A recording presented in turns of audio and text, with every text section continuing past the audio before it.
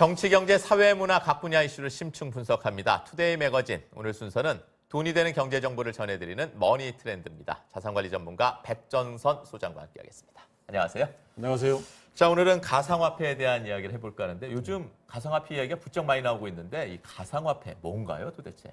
2017년에 가장 큰 수익을 낸 시장이 있다면 가상화폐 시장인데요. 가상화폐 그 대표 주자라고 할 수 있는 비트코인이나 이더리움 같은 1년 동안 20배에서 100배까지 높은 수익을 내면서 거기서 높은 수익을 냈다는 분과 손실을 크게 봤다는 분들이 생기면서 관심이 좀 증폭되고 있는데요. 가상화폐는 지폐나 동전 등의 실물이 없고 온라인에서 거래되는 화폐를 말하는데요. 쉽게 말하면 과거 싸이월드나 싸이월드의 도토리나 카카오톡의 초코와 유사하다고 보시면 되겠습니다.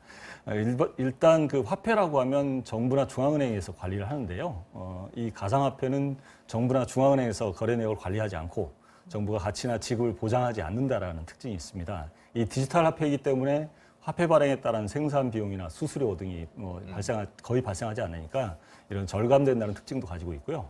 가상화폐는 거래소에서 24시간 365일 거래가 가능하고 가격 등락이 굉장히 심해서 큰 손실을 볼 수도 있고 큰 이익을 볼 수도 있다는 특징도 있습니다. 네, 가상화폐를 얻는 방법을 제가 좀 보니까요. 채굴인이 하는 용어들이 생소하던데 좀 쉽게 설명해 주시겠어요?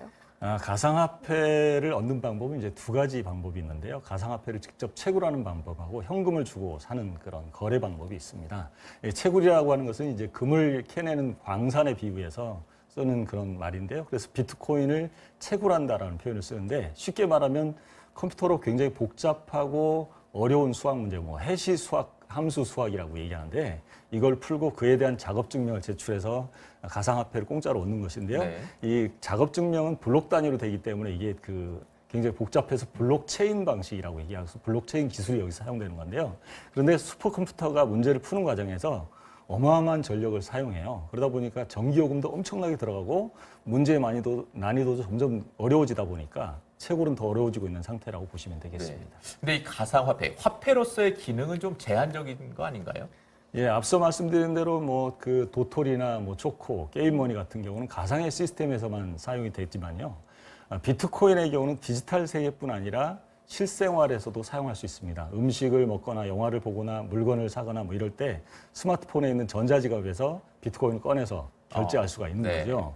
근데 실제로 이러다 보니까 지금은 가상화폐에 대한 결제가 가는 것이 점점 늘어나고 있지만 아직은 미미한 상태라고 할 수 있습니다. 이 비트코인을 실생활에 처음으로 사용하는 경우가 2010년에 미국에서 당시 1만 비트코인을 가지고 피자 2판을 샀다고 하는데요.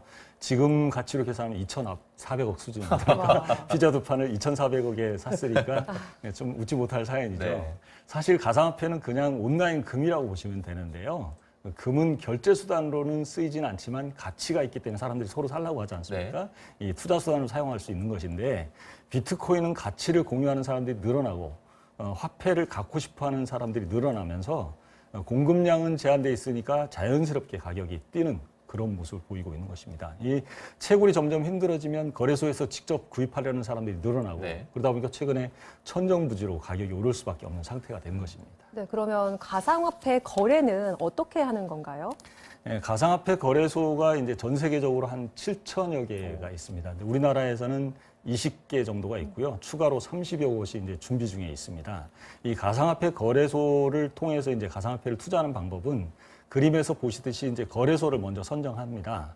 이 거래소는 이제 일반적으로 빗썸이니 업비트니 이런 데가 있는데 여기에 들어가셔서 해당 사이트에서 회원으로 가입하시고 거기서 이메일 인증이나 휴대폰 실명 인증을 받은 다음에 가상화폐 계좌에 이제 현금을 입금시키는데 이번부터 이제 가상 계좌가 실계좌하고 동일해야 됩니다. 이걸 입금시킨 후에 가상화폐를 이제 정하게 되는데 비트코인이 이더리움이니 리플이니 이런 것들을 정해서 거기에 내가 사고자 하는 금액과 수량을 입력하시면 거래를 할 수가 있습니다. 근데 거래하는데 20분밖에 안 걸려요. 굉장히 쉽습니다. 거래 자체의 부정행위에 따른 피해도 본인이 100% 책임을 져야 된다는 게 현실입니다. 네. 자, 금방 이 부작용도 살짝 말씀해 주셨는데 그래서 결국 정부가 굉장히 강력한 규제 카드를 들고 나왔어요. 그렇습니다.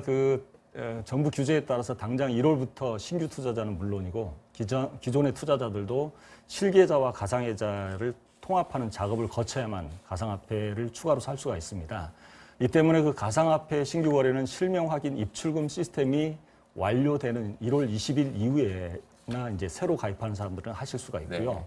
이번 규제로 특히 고교생 이하의 미성년자들의 경우는 이제 가상통화 관련해서 개설을 할 수가 없고요. 금융기관 역시 가상통화를 보유하거나 매입하거나 담보로 취득하거나 지분 투자를 할 수 없게 했습니다.